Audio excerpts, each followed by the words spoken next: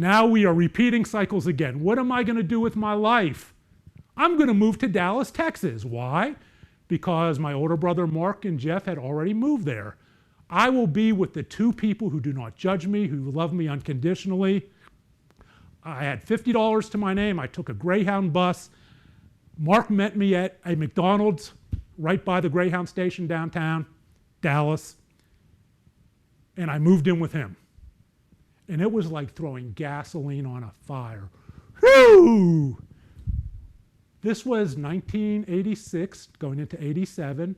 They're in their 20s, and they're out partying, they're out dating. They didn't do drugs, but they're out going to the bars and dating.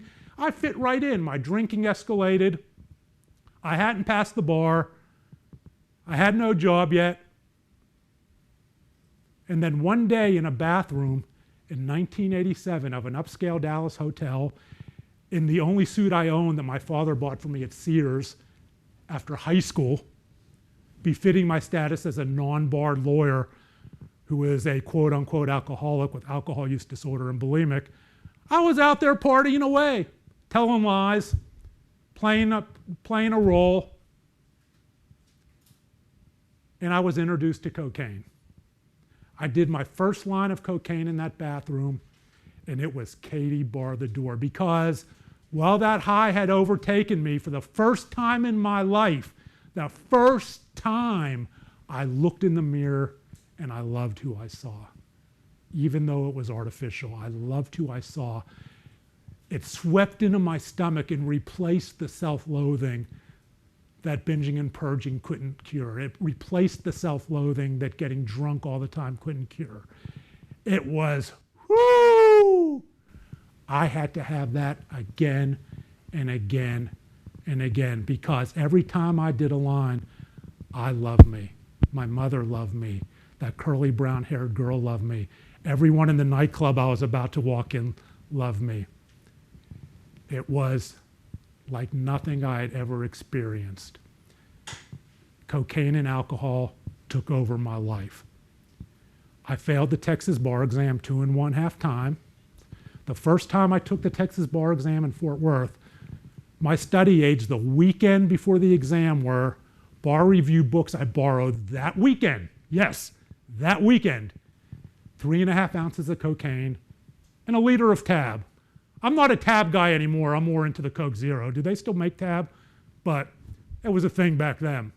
As you might imagine, I failed. And it was funny, back then they send letters. I guess it's all on a computer now. But they send letters, and the letter comes, and I knew. But it's like when you're turning over your ticket to see if you won the lotto, right?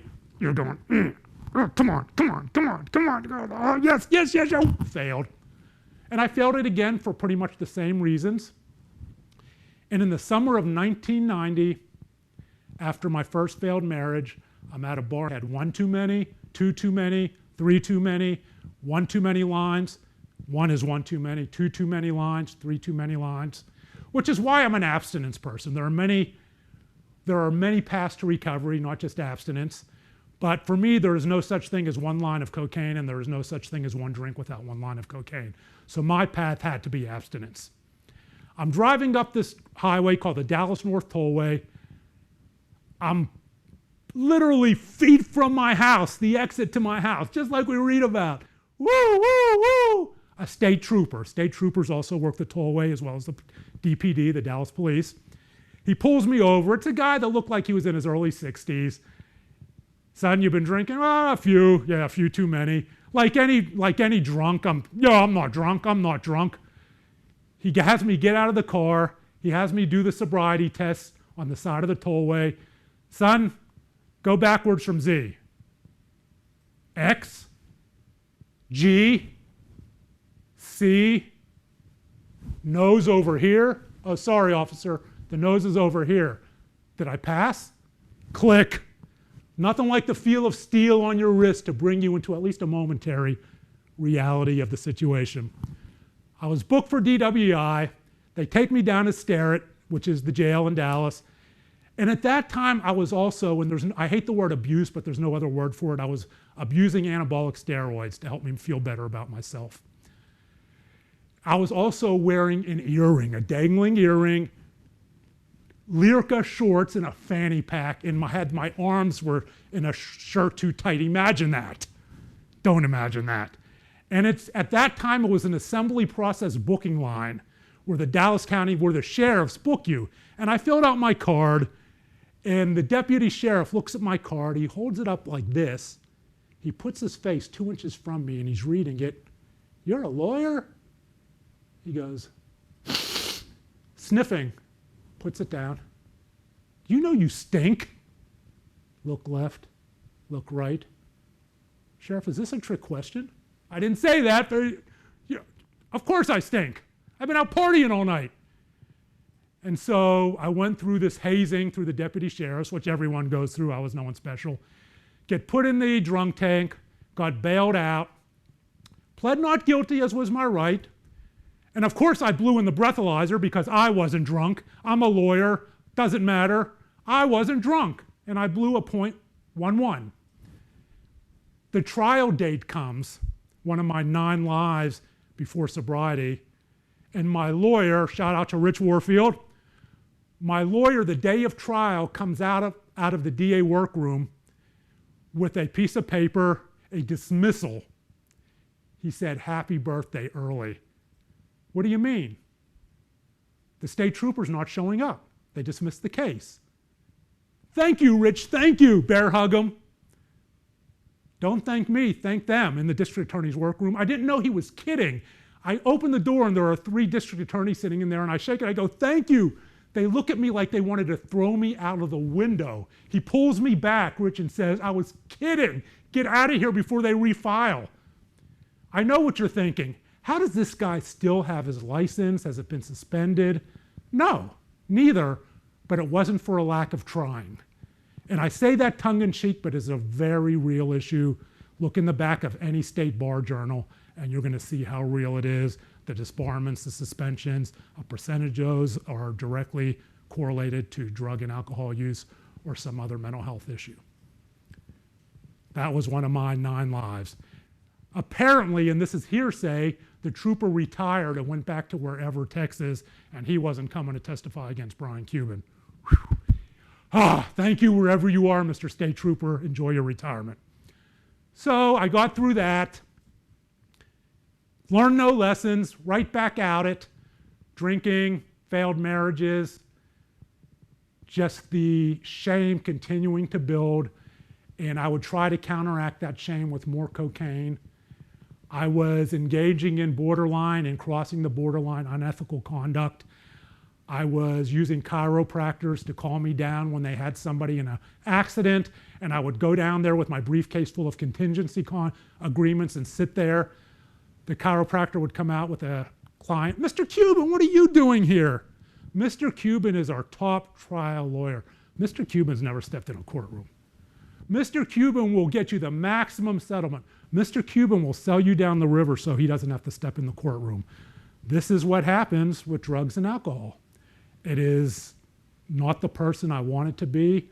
It is not the person anyone wanted to be. It is not the person that would be respected, but it was what it was at that point in time. Finally, reputations get around, and I had no clients left. And I became so despondent that I would never, there would be no time when I would look in the mirror and love who I saw and have the love and respect of my family without drugs and alcohol. In my mind, although they did love me.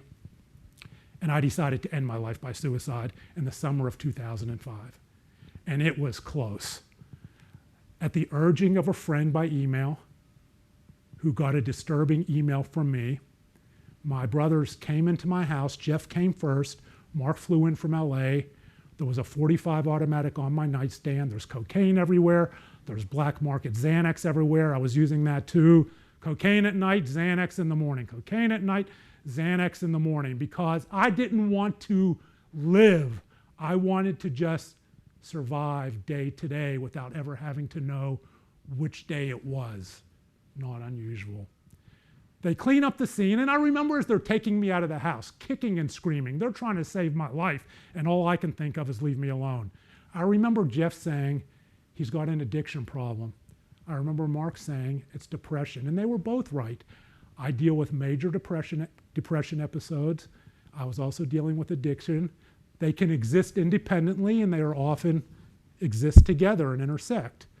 So I still deal with depression today, even though I am going to be 13 years in sobriety April 8th. So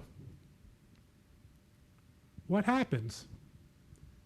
We're in the waiting room at this psychiatric hospital. I just want to leave. They take me in there with the attending psychiatrist and psychiatric nurse. I'm screaming. I'm blaming them for my problems. I'm blaming everyone for my problems. It's all about you guys. If you would just do this, if you would just do that, everything would be fine. If you would just leave me alone, everything would be fine. Thank God they didn't mind their own business and didn't leave me alone. But they couldn't keep me there because my head had cleared and I kind of knew the rules. And so they couldn't put a hold on me as they wanted to. They took me back home and we did what I call the Cuban rehab. They said, stay in your house for 2 weeks, we'll take your car keys and everything's going to be okay. I had two thoughts to that. One, no problem, my drug dealer delivers, the Mavericks tickets guy. And two, now they know. Now they really know. So what am I going to do? I'm not going to try to get better. I'm going to distance. I'm going to distance from my father, from my brothers, from my nieces and nephews, and go back with the people who really understand me, who really love me, at least until the cocaine is gone. Those people. And I think it's important to stop here and talk a second about privilege. I went through addiction and I recovered in privilege. It would be as disingenuous as possible for me not to acknowledge that. We talk about addiction not discriminating. That is true. But there are different levels of privilege that give us access to different resources. I had access to resources that many people don't have. And I can't not acknowledge that to you. I just didn't want to take advantage of them. There are people who don't have the opportunities I was given to recover. I existed and exist on several levels of privilege. So we have to keep that in mind. And I do acknowledge that because I know some of you are thinking about that. This guy, he has this, he has that. Yes, that is true. But that is where I was, that is where I am. So I did distance and I'm right back out at it. Now I have no job. Mark put me to work for him. I failed miserably. He put me to work as the point guy for when they were building the American Airlines Center. And I was showing up at those meetings in this construction warehouse, high on cocaine, drunk, and he had to pull me out of that. And here is where the enormous privilege comes in. My brother was supporting me because he loved me. He didn't want to see me under a bridge. Is that enablement? Sure, absolutely. But enablement has to be judged in the situation you're in, and it's often judged in the rearview mirror by whether it worked or not. That enablement and that privilege, yes, got me here talking to all of you.